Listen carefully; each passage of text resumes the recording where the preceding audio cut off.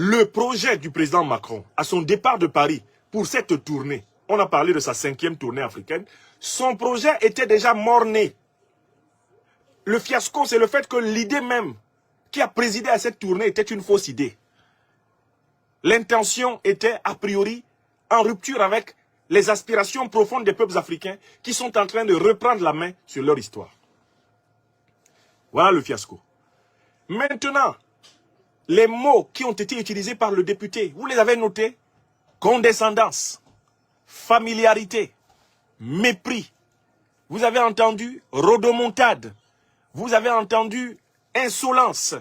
Mais ce sont exactement les mots qu'utilisent les dirigeants des pays qui, par exemple, ont ordonné le départ des troupes françaises de leur sol. Qu'est-ce que le Mali a reproché à la France?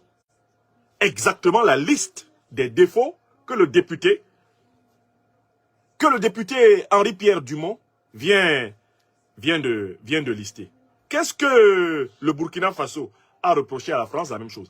Qu'est-ce que Félix Tshisekedi, l'actuel président de la République démocratique du Congo, a reproché à la France en présence du président Macron à Kinshasa? Exactement la même chose. Tout se passe comme si Pierre-Henri Dumont, avait exactement pris la liste des griefs des dirigeants africains contre la politique africaine de la France et qu'il s'était contenté de la lire. Il avait complété cette liste. S'il avait complété cette liste par tous les griefs des peuples africains, il aurait encore un meilleur bilan. Pierre-Henri Dumont dit que la politique africaine de la France est à la dérive depuis 6 ans. Ma deuxième remarque, c'est de dire que lui-même, il ment ou il se trompe. Ou il fait les deux. Il ment et il se trompe. Pierre-Henri Dumont attribuait à Macron l'échec de la politique africaine de la France. Comme si la politique africaine de la France, du prédécesseur de Macron, avait réussi. François Hollande. Comme si la politique africaine de la France, du prédécesseur de François Hollande, avait réussi. Nicolas Sarkozy. Hein? Le tueur de Kadhafi, le destructeur de la Libye. Comme si la politique africaine du prédécesseur de Nicolas Sarkozy avait réussi. Jacques Chirac. Jacques Chirac, l'ami de tous les dictateurs africains, qui, à la fin de sa vie, était habité par des éclairs de lucidité, comme celui que vous avez écouté. Comme si le prédécesseur de Jacques Chirac avait fait autre chose. Le papa de Jean-Christophe Mitterrand, alias Papa Madi, François Mitterrand, le Sphinx, celui qui a menacé Sankara en direct, parce que Sankara lui reprochait d'être complaisant envers le régime criminel de l'apartheid en Afrique du Sud. Comme si le prédécesseur de François Mitterrand était différent, comme s'il avait fait une meilleure politique.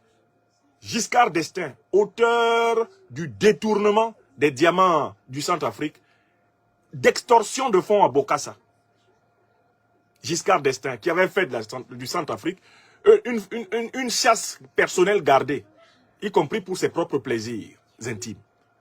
Comme si la politique du prédécesseur de Giscard d'Estaing, Pompidou, était différente. Pompidou qui est connu comme l'un des premiers dirigeants de la 5e République à avoir connu un enrichissement spectaculaire qui impressionna même le président Charles de Gaulle lui-même. Et comme si avant Pompidou, Charles de Gaulle, le fondateur de la 5e République, n'était pas celui qui avait mis en place le système avec son homme de main Jacques Foccart, la pseudo-décolonisation de l'Afrique. Donc, vous voyez, ce député qui dit des vérités à Mme Colonna, ministre des Affaires étrangères de Macron, ce député, Henri-Pierre Dumont, n'a même pas la conscience historique des origines de la France-Afrique dans la traite des négrières, des origines de la France-Afrique dans la colonisation, des origines de la France-Afrique dans la pseudo-décolonisation. Nous devons dire à M. Pierre-Henri Dumont de développer une plus grande conscience historique s'il veut faire partie de l'élite française qui contribuera au renouveau, à la renaissance, à la redéfinition des relations franco-africaines.